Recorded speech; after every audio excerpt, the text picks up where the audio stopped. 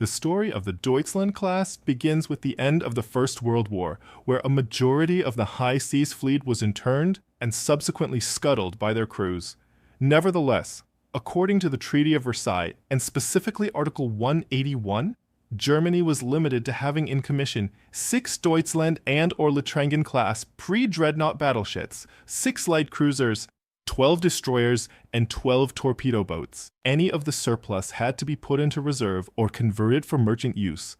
The treaty stipulated terms for Germany to build replacements for existing obsolete units, subject to a maximum displacement of 10,000 tons. Following years of design studies, the decision was made to produce a ship that had a design displacement of 10,000 tons, armed with 6 28-centimeter or 11-inch guns, and a top speed of between 26 and 27 knots. 3 of these ships were designed and completed. They were the Deutschland, the lead ship of the class, later changed to Ludo, the Admiral Scheer, and the Admiral Graf Spee. Now, there is some controversy as to what to designate these ships, and in today's video, we'll cover background that. First, it's important to cover some background to the ships, as the new Reichsmarine had its work cut out for it in 1919. The appropriate departments were giving thought to the questions of how and when a start could be made on building the replacements for the obsolete rump of a fleet. This took some time as Germany was in no position to even consider building new ships. With the economy in a catastrophic state and the government being forced to pay reparation payments to the victorious Allies, all the while the country was in political turmoil, with varying extremist political groups jockeying for power, not to mention the border disputes with newly created nations like Poland or the occupation of certain parts of Germany, like in 1923 with the joint Franco-Belgian occupation of the Ruhr. Although the Reichsmarine had an important role to play in this new Germany, the nation had the exclave of East Prussia cut off from the nation. The connection between Germany proper and the Baltic province was the seaway, which needed to be guarded by naval forces. All this to say that Germany had to maintain a fleet, with some of the first ships built as replacements for the existing obsolete units, being light cruisers and torpedo boats. The Reichsmarine began preliminary studies in 1921 for a future point when Germany might be able to build new, larger vessels. From 1924 onward, 7 versions were produced, being the basis for 18 further variations. The designers were struggling to find a way to fit all of the weight of the guns, armor, and propulsion machinery more suitable for a battleship aboard a 10,000-ton hull, as the leaders of the Reichsmarine wanted a powerfully armed ship as they were meant. To replace the battleships of the fleet, given that the Treaty of Versailles didn't specify the maximum gun caliber in addition to this, although not invited to participate in the Washington Naval Treaty, the restrictions of the treaty were intended to be universal. Generally speaking, the agreement divided heavy units into 2 types: capital ships with a main caliber greater than 203 mm or 8 inches, and cruisers with a maximum caliber of 203 mm and a displacement of 10,000 tons. The German planners used the ambiguity introduced by the Second Interwar Naval Treaty to design a hybrid warship that had a cruiser maximum displacement of 10,000 tons, but a small battleship main armament of 28 centimeters guns, similar to that of the battleships being replaced. All of this came to a head on March 7, 1927, when Commander-in-Chief of the Naval Command, Admiral von Zanka, was given 3 options for a decision. A design with 4 38 centimeters, 15 inches guns, 250 millimeters of armor, and a top speed of 18 knots. Another design called for 6 30.5 centimeters or 12 inches guns, 250 or 200 millimeters of armor with a top speed of between 18 and 21 knots, or one last design with 6 28 centimeters or 11-inch guns, 100 millimeters of armor, and a top speed of between 26 and 27 knots. This coming from pocket battleships of the Deutschland-Class, warships of the Kriegsmarine by Gard Koop and Klaus-Peter Schmolke. By June 11, 1927, Zanka announced that he favored Design C, the last design we discussed, with Vice Admiral Masson and Vice Admiral Baugh in agreement. In contrast, Vice Admiral Arasha preferred the monitor type. During this time, it was decided that the ships should be classified as Panzerschiffe, or armor-clad ships, given the type description for battleships in the French language being of a similar translation. Because Germany had a tradition dating back to before the Great War that Panzerschiffe were lesser vessels than Lingenschiffe, or what could be translated to ship of the line, or in this case, battleship.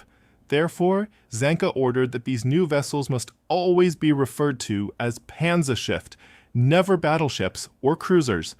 Payments for the ships sometime to get through the Reichsog, as Germany was going through economic woes, and work on the first Panzerschiff Deutschland began in 1929. Some important things to note for the Panzerschiffe are the fact that their armament of 28cm guns had proven a capable caliber in the First World War, with ships like Zenitz, MK Gerben, and von der Ten being equipped with a similar gun. Where the Panzerschiffs differed was in their triple turret arrangement, being an innovation for the German Navy. The arrangement was avoided until this point due to reloading issues of the center gun. This was solved by altering the C-28 turntable chassis. This secondary armament was a modernized version of the 15cm, 5.9-inch weapon favored by the Kaiserliche Marine. A very important thing to note about the Panzerschiffe was the fact that they were the first heavy units in the world to be equipped exclusively with diesel drive.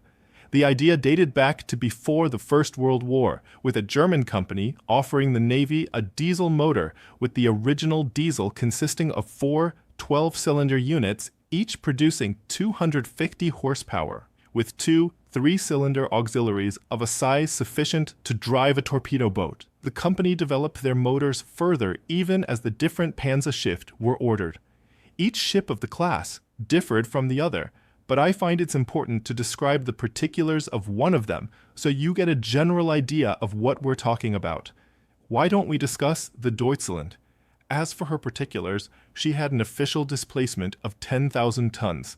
However, in actuality, it was more like 10,600 tons, being the closest out of the three to the 10,000 maximum ton displacement, with the other two being well over.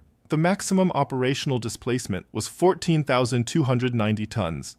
Her machinery consisted of 8-man, 9-cylinder double-acting 2-stroke motors, with 4 auxiliary man 5-cylinder double-acting 2-stroke motors driving 2 shafts, giving her a maximum output of 53,259 horsepower for a top speed of around 28 knots.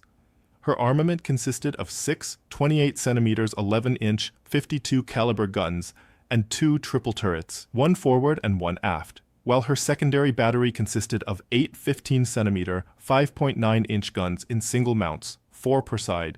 The anti-aircraft battery was changed up throughout her career, with it being augmented throughout her career. And by the end of the Second World War, she carried 6 40mm Bofors, 10 37mm guns, 28 20mm guns, as well as 8 torpedo tubes, 4 per side at the rear of the ship. When it comes to armor, like other things found in the class, it differs from ship to ship. As for Deutschland, her belt had a maximum thickness of 80, while the bulkheads had a maximum thickness of 60 millimeters. The armored deck within the citadel varied between 30 and 45 millimeters, while the command center had a maximum thickness of 140 millimeters. The main battery turrets had a face thickness of 140 millimeters, size of between 75 and 80, and a roof of between 50 and 105 millimeters, while the rear was 170 millimeters. Taking from Coop and Schmoke again, the various sea powers viewed the development of the Panzerschiffe with a range of critical observations from depreciation to admiration. The jocular term pocket battleship was coined by the British technical press at a loss of how to classify the new type. With the construction of the first Deutschland-Class pocket battleship, the German Navy had broken new ground. In respects to the Versailles Treaty, as amended by the 1922 Washington Agreement, German naval architects had put a cord into a pint pot. It is the German contention that if there was a breach of the 10,000-ton displacement limit for the cruiser, it was in the cause of more protection and not hitting power. Deutschland thrust the small Rex Marina into the spotlight and aroused the political interest of the major naval powers. On January 8, 1930, The naval and military record remarked that both strategically and tactically, the ship presented a factor impossible to ignore. Germany had proved to the world that the major increase in battleship size were superfluous and bore no relationship to calculations of battle effectiveness. On the 22nd of January in the same periodical, Sir Herbert Russell observed that the new type seemed to him to be the battleship of the future, combining the qualities of a battleship with those of a cruiser by abandoning conservative tradition out of sheer necessity. German warship designers had changed naval strategy. The Panzerschiffe soon underpinned oceanic commerce rating policy. Designation, now what the heck are these ships? It's safe to say that the ships of the class don't really fit a particular mold. Generally speaking, in today's parliament and back then, people tended to classify ships by the treaty system that developed in the interwar period, with cruisers being designated light or heavy cruisers by the size of their guns. 6-in or 152 millimeters for light cruisers, 8-in or 203 millimeters for heavy cruisers, with their displacement and armor being comparable, at least in terms of the treaty, while battlecruisers, on the other hand, is a subject I'd rather not dip my toes into. Purely looking at the facts and what the Germans designated the class as, they were called Panzerschiffe to start life. As when they were created, it was decided that the ship should be classified as Panzerschiffe, or armor-clad ships, given the type description for battleships in the French language of a similar translation, because Germany had a tradition dating back to before the Great War that Panzerschiffe were lesser vessels than Schiffe, or what could be translated to ship of the line, or in this case, battleship. However, following the loss of the Admiral Graf Spee in the River of Plate, and the selling of the Admiral Scheer-class cruiser Luto to the Soviet Union, the Germans renamed the Deutschland to the Luto for various reasons we won't get into. On January 25, 1940, the remaining two ships of the class, the now Luto and the Admiral Scheer, were reclassified to heavy cruisers, so the ships were Panzerships or armor-clad ships and then reclassified to heavy cruisers. Simple enough. What's there to argue about? Well, my friend, we're on the internet and people will argue over anything. The next part of the video will be somewhat short and purely interpretation of my part of the three main arguments I've seen on the internet about how people tend to classify the ship. Then I'll do something bold and give an opinion. Argument number 1 is, the ships were battle cruisers. The main claim to this argument being the 11-inch or 283 millimeter guns. The ships were armed with being comparable to Jackie Fisher's original interpretation of a battlecruiser, originally laid out in the early 1900s with HMS Invincible, or a more apt comparison are the battlecruisers of the Courageous class, armed with 15-inch and 18-inch guns for Furious, with most considering them battlecruisers. Although I prefer the term large lake cruiser, as that's what Admiral Fisher had to describe the vessels as to get them funded, I digress. There's an argument to be made to call them battlecruisers, although if you do that, you must acknowledge the fact that their British counterparts such as Hood, Renown, and Repulse were faster and much more heavily armed, as were the Japanese Kongos.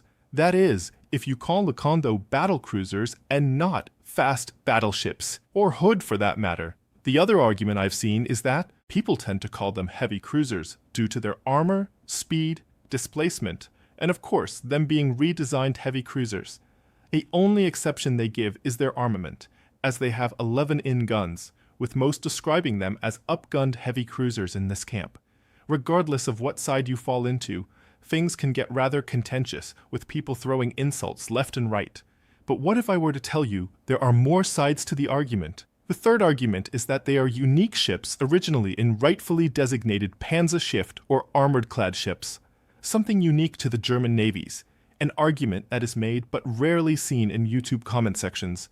However, according to a recent poll I've conducted, it does appear to be the silent majority. I'll grant you that like any other argument, there's nuance to this, and I'm just giving a brief overview into the arguments I've seen. However, there is good reason as I don't necessarily fall into any camp when it comes to these ships, because I genuinely don't believe that it matters what the ship is designated as. It doesn't affect the service careers of the ships, and designations have devolved into tools for people on the internet to feel better and more important than someone else and talk down to them.